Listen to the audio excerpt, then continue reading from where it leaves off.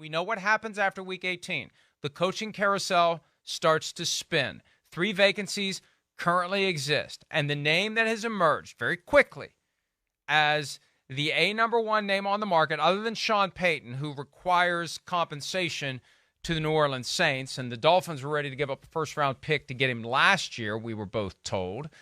Biggest story of the offseason that got the least amount of national traction for some reason.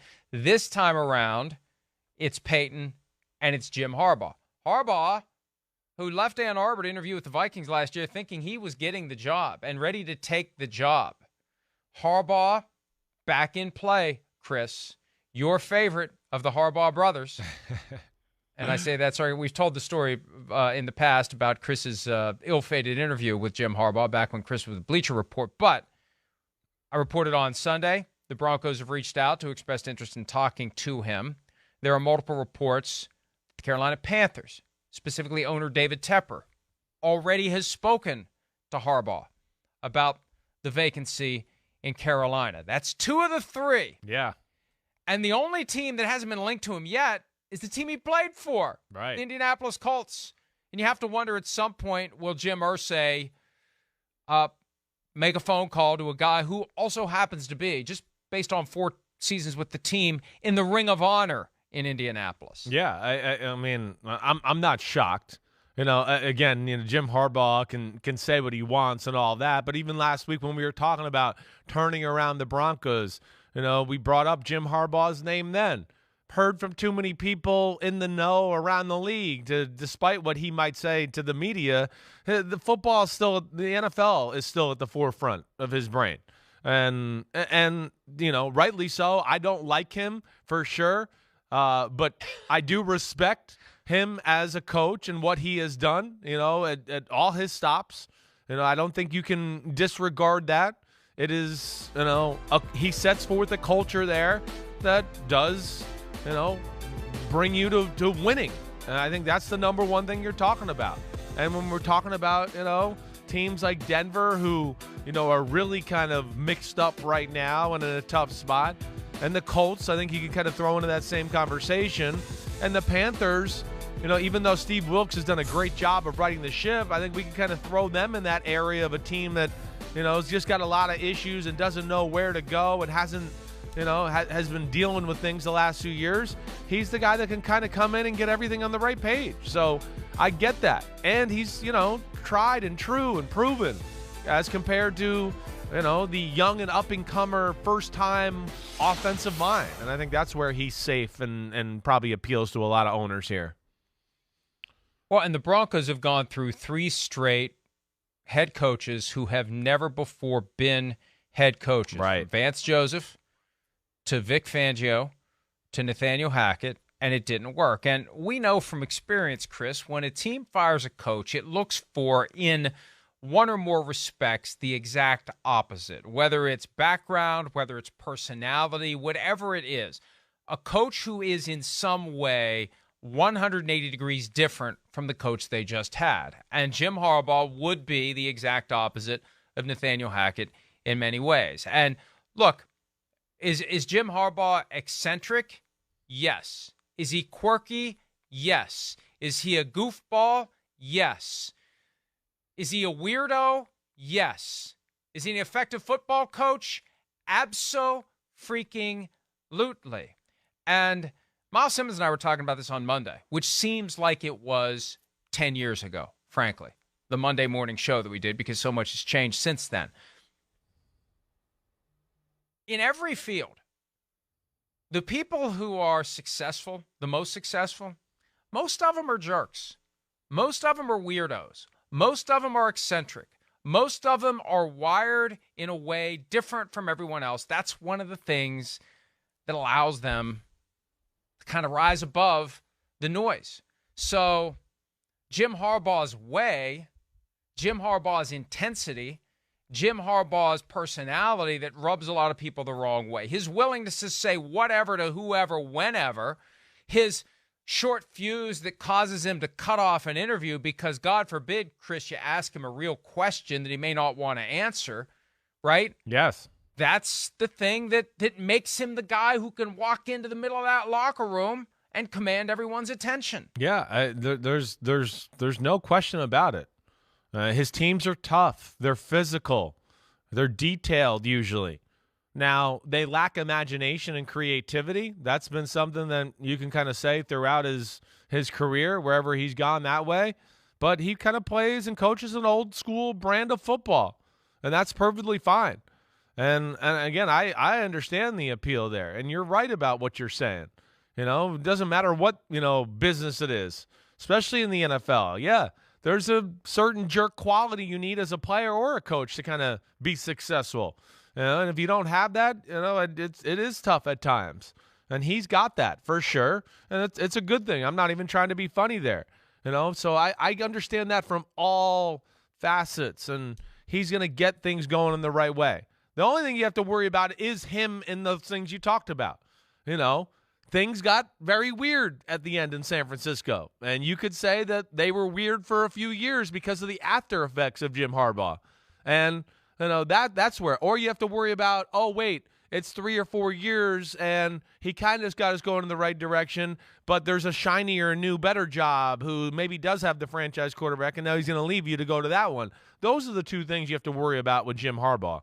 Other than that, there's no negatives. I mean, he's going to get the football team playing tough, playing hard, and like you're talking about, bring everything together the right way. Well, and I will say this. And I mean no disrespect to Trent Baalke, who's currently the GM of the Jaguars, and that team is on the cusp of the playoffs. Yeah. But Baalke had a lot of responsibility for failing to strike and create and maintain the right relationship with Jim Harbaugh. Because let me tell you something. John Harbaugh is every bit as intense as Jim Harbaugh. But they have found a way since 2008 in Baltimore to coexist with John Harbaugh. They have found a way to stick handle around his intensity. And many of us in the media have been on the wrong side of that intensity from time to time. I may end up on it for simply saying it just now, right? But it's true. John and Jim are exactly alike. John does a better job of keeping it under wraps, except when you kick out the plug to the lights just after halftime in the Superdome, in the Super Bowl when he's playing his brother, trying to beat his brother in the ultimate brother-on-brother contest, winning an NFL championship, which is one of the reasons why Jim wants to come back. John's got his ring, and Jim wants his. And I hear from all these folks who say, he's already said he's not going back to the NFL. Yeah, but did you pay attention to the rest of the things he said? Like, winning the Super Bowl is the ultimate prize dream, in football. Right, yeah. Right. And I'll just go ahead and settle for a national championship. We'll do that for, instead. Come on. And when the buyout's only $3 million, when that's couch cushion money for the Walmart conglomerate that now owns the Broncos, or David Tepper, who owns the Panthers, the two richest owners in all of football, that $3 million's nothing. That buyout would be a lot higher if he truly was committed to never leaving Michigan. Or there wouldn't be a buyout at all. He wouldn't be able to leave. It would be ironclad, and he'd be fine with it. Right, right. That kind of tells you it all. Yeah. I think that he is ready. And just like you said, there are drawbacks. And my original point was you need to have a general manager who will work with him, who will, from time to time, deal with Jim Harbaugh being a little over the top. I mean, look, it's a stressful job. You're going to vent your frustrations from time to time. You don't have the same filter that other people have. You're used to being, it's a competitive sport. You get in people's faces. Some people like that. I know from practicing law that mentality that draws someone into a courtroom where you're constantly fighting with other lawyers, they can never turn that off ever with anyone they ever deal with in their entire lives. Their colleagues, their family members, their friends. They always got to argue about something. It's like, dude, can't you turn it off? Well, no, I can't. And that's how Jim Harbaugh is. So you got to have people around him to understand that and realize the common goal here is to win. Yeah. And we'll deal with a personality that may be a little difficult if this guy's going to help us win. And for the Broncos, it's been 7 straight years without a playoff appearance since winning a Super Bowl, the longest drought ever. And for the Panthers, David Tepper bought this boat, and he doesn't know how to steer it. He needs somebody to help him steer it. Yeah, I know. You're right. And needs somebody that's shown that he can steer it in a good way already and has, a proven track record. And that's where Jim Harbaugh, no doubt, he has that. We'll see. I really think there's not a lot of like negatives when you talk about this. There's all positives. To me, it's all about the personal stuff you talked about. Yeah, John, like you talked about, John's a hard ass too. We know that.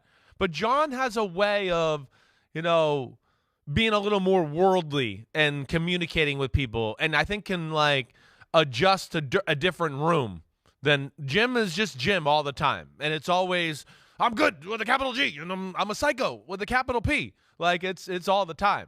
So John can turn that off and be like, oh, I'm with this group of people. I'm with the king and queen. Okay, I can be the right way and be appropriate. And then, oh, wait, I'm, having fun, kicking, drinking a beer and kicking back. He can do that. Jim, he's a different animal. And to me, that's the only risk with him in that department. And yes, you said it right. You got to be tough. You got to be cutthroat and all that. The things that I don't necessarily love about Jim Harbaugh through the years, too, is just, I've heard stories about, what he did to the coaches and how that unfolded when he left the 49ers and things like that. It was ugly. He didn't do it professionally, right? And that's to me the negative or what you have to worry about. Is kind of what you were talking about. Yeah, you're going to deal with a weird, different personality, and, the tide could turn in a second to where year 3, he's turned everybody off in the organization and they don't like working for him anymore, and he's looking for a new job. After that, hey, listen, I know he's going to get the team together. They're going to be tough, detailed, play physical football. They're going to tackle. They're going to block, and they're going to be a real pain in the butt and have the appropriate game plan. That's all. I don't worry about that. It's the other stuff that, obviously I question. Let me just say this. There were layers and levels of dysfunction in the 49ers organization. Yeah, you're right. I'm not defending Jim Harbaugh. Yeah, I'm not defending him. All I'm saying is you got a guy who is coaching your team up. Mm-hmm. He inherits a 6-10 team and takes them to the brink of the Super Bowl. The next year he takes them to the Super Bowl. The next year he takes them close to the Super Bowl. And that's when it got weird. The Browns tried to trade for him. And the 49ers were willing to do it. They were ready to move on from this guy because he and Bauke couldn't get along. And I think at some level ownership was like, what the hell do we do here? They needed to. And I think you have to understand that you have a coach who's highly successful. There are going to be some rough edges. You're going to have to find a way to deal with it, or you're going to lose that coach. And then you can have a guy who gets along with everyone and loses. What would you rather have? A guy that everybody likes, who's 6-11, or a guy that rubs a lot of people the wrong way and goes 13-4. That's right. And I know what the fan bases would want because they don't have to deal with the guy every day, but that's part of the reality. So I really think that Vikings ownership was interested in him last year. Right. But the style was too close to the most recent coach of the Vikings, right, for the liking of the players. Yeah. And the players wanted a personality that would be the exact opposite. Like you talked about, right, of the former Vikings coach Mike Zimmer, so they hire Kevin O'Connell, and it's worked so far. But I think ownership was very intrigued by how quickly Jim Harbaugh turned around the 49ers. How could you not be? Yeah. How could you not be intrigued by that? Sure. And look at what he's done in Michigan. And, there's some issues with situational management of the game and whatnot, and there were some questions the other night about use of timeouts. And, and as you said, the offense isn't all that creative, but it's effective, and he's been successful everywhere he's been. Yes, he has. And there are plenty of NFL teams that aren't successful right now, and they're trying to get successful. And you can't overhaul your roster in one offseason, but you can overhaul your coach. And I don't think the Broncos job concerns him. I think he believes he can get the most out of Russell Wilson. The only thing that I believe, from what I've heard, he's concerned about is a bad owner and a bad GM. Because he's definitely experienced, and I'm not saying Trent Baalke's a bad GM. It was a bad relationship. Yeah, I got you.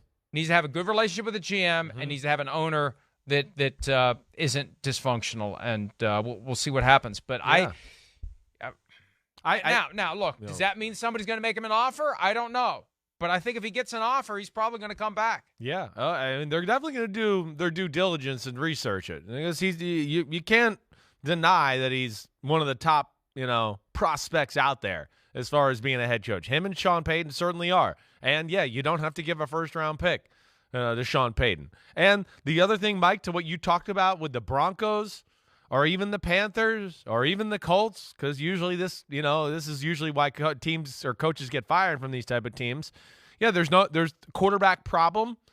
Okay, the Broncos, we know they got a quarterback. It's been a problem because he hasn't played nearly up to the capabilities we've seen him play in the past. But the thing I love about Jim Harbaugh is he ain't gonna make it all about the quarterback. That's the other beauty about him too. He's gonna go. So what? Russell Wilson? Oh well. Wait, I'm not throwing the ball 45 times a game. I'm Jim Harbaugh. No, he's gonna go. Wait, Russell. I saw you be in the Super Bowl conversation every year, handing the ball off, playing play action, playing defense like you did in Seattle. How about we get back to that and we win, and then everybody stops, crapping on you all the time and saying how bad you are. And Russell will be like, hey, sure, let's ride. I mean, so he's not gonna make it about only the quarterback. He's gonna get the team to play the right way. And then, to your point with the 49ers, Alex Smith was really nothing until what? Jim Harbaugh came, got the team going the right way. Then Alex Smith actually does look pretty good. So that is another benefit I look at, as far as hiring him as a head coach as well. And Harbaugh coached the 49ers, 2012. Yeah. Russell Wilson's rookie season. 2013, when the Seahawks went to the Super Bowl, beating the 49ers in the NFC Championship game. And then 2014, saw him twice before it ended for Jim Harbaugh. So he's got a unique perspective on Russell Wilson. First 3 years of Russell Wilson in the NFL, Jim Harbaugh had to prepare to face him multiple times. And makes it for an interesting potential arrangement in Denver, if it's Denver, or Carolina, if it's Carolina, and maybe a little tug of war with no salary cap for coaches. Maybe the two richest ownership groups in the NFL trying to get the same guy. Right. That could be very interesting. And then you throw in whoever else may have a vacancy, and I think Harbaugh would potentially be at the top of the list. Hi, it's Mike Florio. Thanks for watching PFT on YouTube. Hit subscribe for the latest news and analysis from Pro Football Talk.